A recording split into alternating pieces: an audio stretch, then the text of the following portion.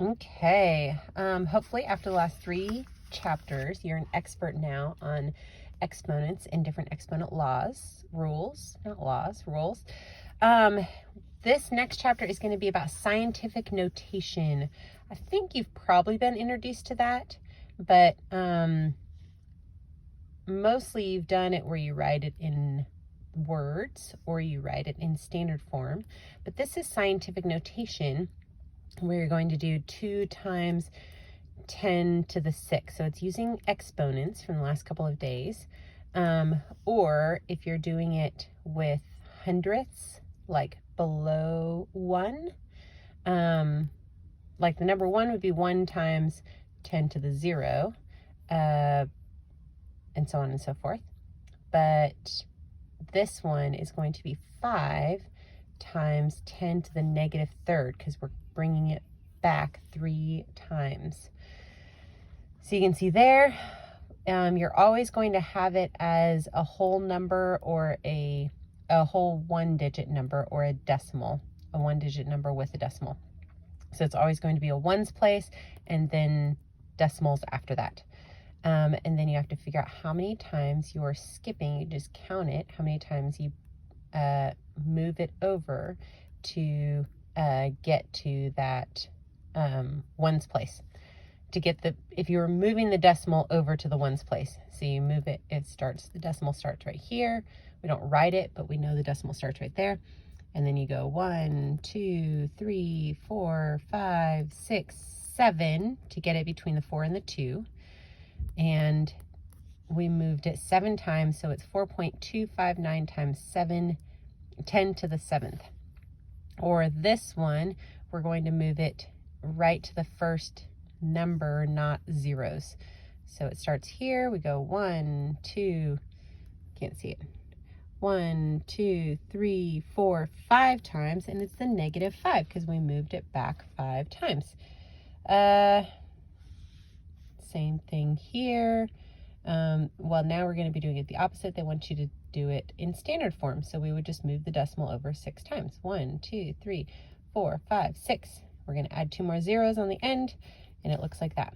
Or this one, and we are going to move it over 4 times. 1, 2, 3, 4, and we're going to add zeros here and put it 0.0. Yeah, you get the idea.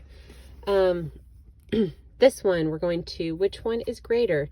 This one, and this one, from least to greatest. So the 2 easiest ones to look at would be these 2, this one and this one, and we know that this one's smaller, this one's bigger, because one's 103 million and one's 80 million.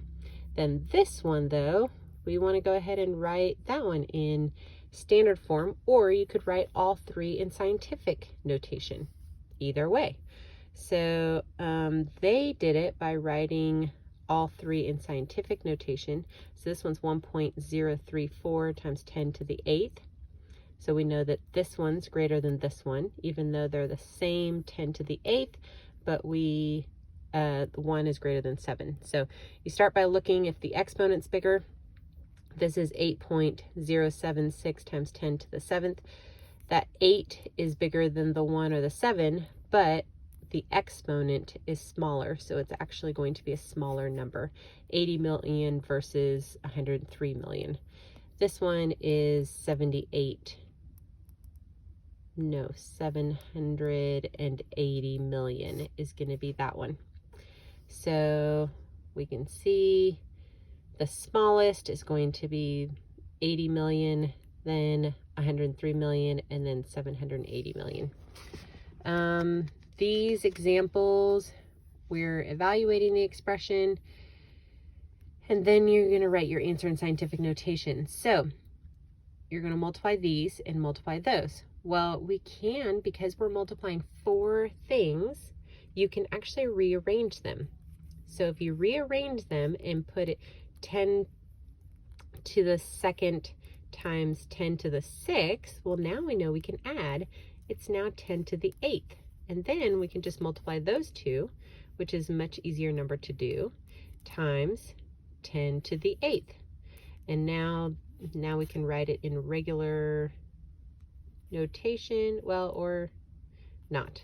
Oh yeah, that's right.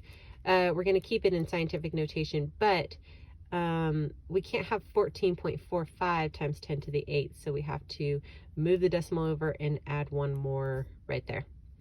They did it that way so you can see, but basically if you're moving it, however many times you move it, that's when this exponent goes up or down. This one, 1.5 times 10 to the negative third in parentheses squared. So we can multiply these and multiply those. So 1.5 squared is going to be 2.25, and then we've got 10 to the negative 6, which is right there. And then that can stay just like it is. It's scientific notation. If you were having to write that, you would need to, it would be 0.0000, I think 5 zeros, 225, because you're going to move this over 6 times. 1.2 times 10 to the 4th, 1.6 times 10 to the negative third. Again, similar to the one up here, we can go ahead and, it's all multiplying and dividing. And so these two exponents, we can subtract them out, which 4, and then minus a negative 3. Or you can go ahead and bring that 10 to the third up here, which would be to the third. Anyway, either way, you're going to add the 4 and the 3. You can see it right there.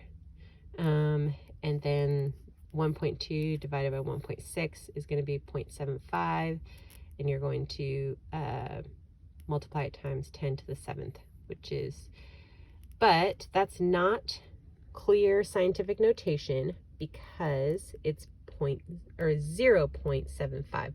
We always have to have one number first. So you got to move that decimal over one and add one more there. So it's 7.5 times 10 to the 8th.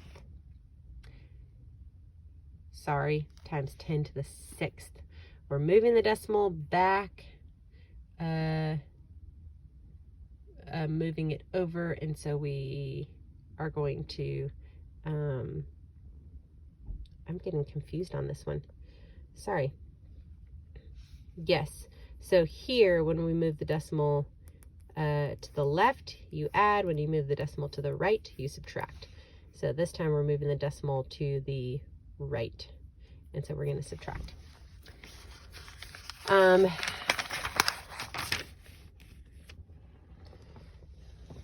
These, you know, this is where we're going to talk through real world problems, and we've got our radius is going to be written in scientific notation, just so that, because that's an easier number to work with than if you have a really small decimal. And so I think they're going to be asking, I think they're just saying, find the ratio. So you're going to do 1 over the bottom, 1 over the other one, and then kind of what you did before, which is -2 plus 3, and that would be 1. And then you take those, divide those, 1/5 times 10 to the 1, and 0.2 times 10 to the 1 equals 2.